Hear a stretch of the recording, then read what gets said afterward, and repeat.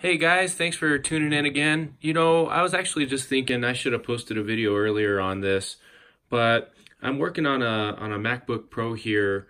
I ended up replacing the hard drive. It was really sluggish. It was lagging out. Ended up going from a platter drive to a solid state disk, and it's extremely better, faster now.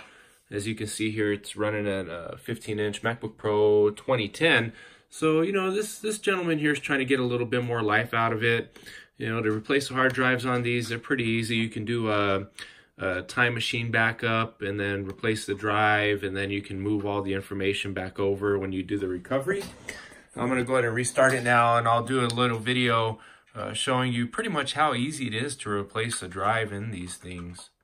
Hey guys, so this is a 15-inch MacBook Pro A1286 that I was working on here. Like I was saying, the hard drive for the user was really sluggish, wasn't too happy with the performance on it, so I ended up upgrading it to a solid state drive.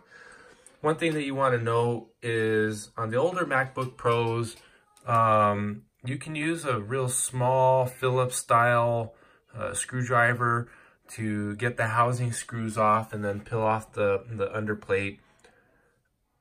On the newer ones, they're using a pentalobe style that you would have to get. There's also a variation on the screw sizes. There's 3 large screws that end up going into the area of here, here, and here on the bottom housing, and then the smaller screws, as you see here, go around the remaining body of the MacBook Pro.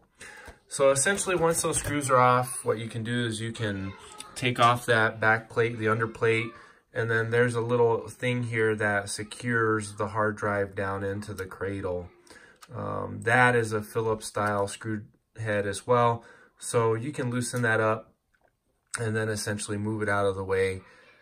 The hard drive is a SSD style SATA connection, so be careful with this. When it comes out, it kind of sits in a little area here into the computer and then just rests right into that area. And then when it rests there, then you just put this back on there to make sure that the hard drive is fully secured. So I got this laptop all put back together, tightened the screws on the bottom of the housing, got that hard drive installed, have the operating system already installed, and really, once everything is done, just power it up and it should work flawlessly. I imagine that the probably boot up time for this now, with the new solid state going from maybe about 3 minutes to full use upon start, will probably be around 25 to 30 seconds from boot to full use. I have a generic password in there for this guy, so that way I can just navigate around. And now, as you see, 2010 MacBook Pro solid state 500 gig drive, that's in there. 25 seconds, ready to go. I'm gonna get a hold of the individual, and I think he'll be happy. Thanks for tuning in, folks.